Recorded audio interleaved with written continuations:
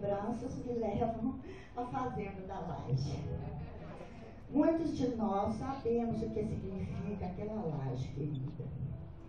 Vejo vovó Marianinha, sempre com seu vestidinho preto, sapato de pano e pente no cabelo. Ela vinha tão devagarinho, com seus passinhos miúdos e silenciosos, sua bengalinha, que nem percebíamos às vezes. Mas ela estava lá. Ah, como estava! À noite, costumávamos sentar ao redor de um braseiro na cozinha para nos aquecer do frio.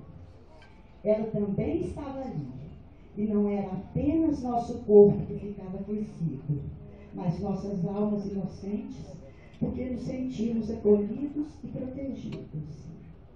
Ela falava com sua voz baixinha, e nós ficávamos embalados pelas suas palavras, que traduziam toda uma vida de luta na criação de seus 15 filhos. Mamãe a chamava de Mamãe Marianinha, e assim a considerava. Ainda está na laje a mesa de madeira, onde ela fazia seus queijos deliciosos, com suas mãozinhas quentes, e a gente em volta, esperando o soro do pinico. Do vovô, lembro muito pouco, ou quase nada. Só sei pelo que me contam e pelas fotos, que era um homem muito bonito. Uma interrupção só. Longinha a cara dele. Aqui foi bonita. Assim como meu irmão Landinho, que tem o seu nome e a sua fisionomia. E as fazendas vizinhas dos nossos queridos tios, quando chegavam de visita, era uma festa. Do engenho vinha uma caminhonete lotada. Chegavam cantando, tocando pandeiro. Era uma alegria muito grande.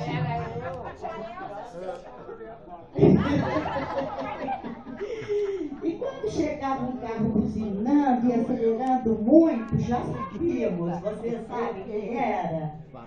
O titio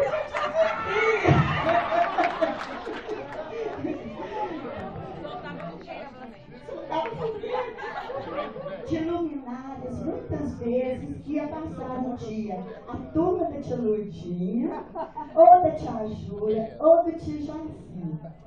E nas férias, presenças obrigatórias, os primos de BH, filhos da tia Mimi, da tia Nilva e do tio Moacir.